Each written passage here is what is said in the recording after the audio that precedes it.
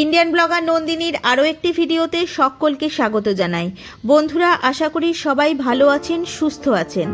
মা কালী দেবীর অশেষ কৃপা পেতে কমেন্ট বক্সে অবশ্যই লিখুন জয় মা কালী দেবীর জয়।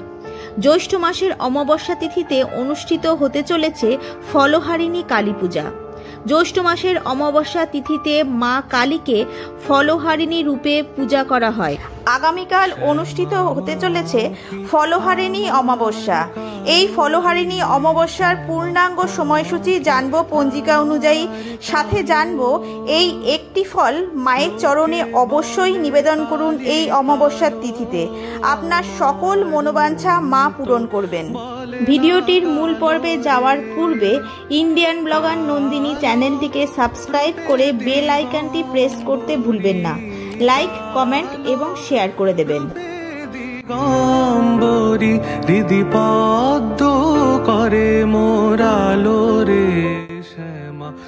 সনাতন ধর্ম অনুযায়ী বছরে 12টি অমাবস্যা রয়েছে। তার মধ্যে থেকে যে 3টি অমাবস্যার গুরুত্ব প্রদান করা হয়, তার মধ্যে অন্যতম একটি অমাবস্যা হল ফলহারিণী অমাবস্যা। প্রত্যেক বছর জ্যৈষ্ঠ মাসে এই বিশেষ অমাবস্যা তিথি পালন করা হয়। অর্থাৎ এই দিনে মা যেমন শুভ ফল প্রদান করেন, অন্যদিকে তিনি সন্তানদের অশুভ ফলও হরণ করে থাকেন। আর সেই জন্যেই এই জ্যৈষ্ঠ মাসের অমাবস্যার দিনটিকে ফলহারিণী অমাবস্যার দিন হিসেবে গণ্য করা হয়। চলুন বন্ধুরা, এবার জেনে নেওয়া যাক 2024 সালে বাংলা 1431 বঙ্গাব্দে ফলহারিণী অমাবস্যার পূর্ণাঙ্গ সময়সূচি। 2024 সালে 1431 বঙ্গাব্দে ফলহারিণী অমাবস্যার অমাবস্যা তিথি শুরু হবে 5ই জুন 2024, বাংলার 22শে জ্যৈষ্ঠ 1431 বুধবার সন্ধে 7:15 পর থেকে। অমাবস্যা তিথি সমাপ্ত হবে 6ই জুন 2024, বাংলার 23শে জ্যৈষ্ঠ 1431 বৃহস্পতিবার বিকেল 5:53।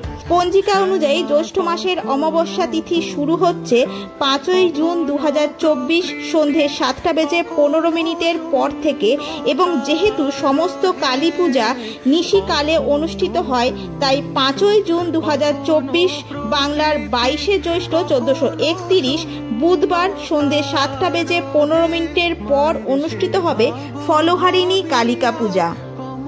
ফলহারিণী কালিকা পূজার একটি বিশেষ নিয়ম হলো, এই দিন মা কালীকে বিভিন্ন মরশুমি ফল দিয়ে পূজা করা হয়ে থাকে।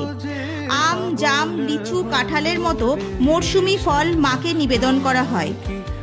বন্ধুরা, কাল ফলহারিণী অমাবস্যার দিন এই একটি ফল মায়ের শ্রীচরণে অবশ্যই অর্পণ করুন, তাহলে মা আপনাদের মনোবাঞ্ছা অবশ্যই পূরণ করবেন।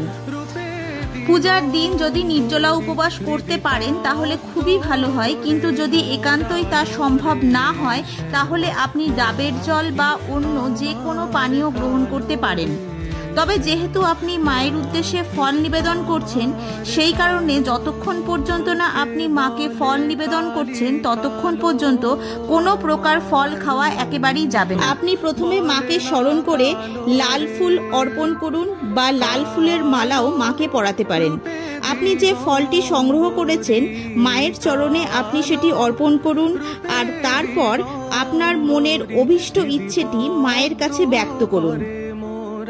তার কাছে মনে মনে প্রার্থনা করুন তিনি যেন আপনার এই লক্ষ্যটি পূরণ করতে সাহায্য করেন, তিনি যেন আপনার সকল সমস্যা দূর করে দেন।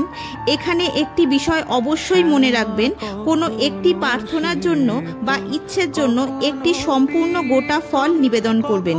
যদি আপনার 3টি ইচ্ছা থাকে তাহলে 3টি গোটা ফল নিবেদন করবেন। এইভাবে প্রার্থনা সম্পন্ন হওয়ার পর মায়ের উদ্দেশ্যে আরতি প্রদান করবেন।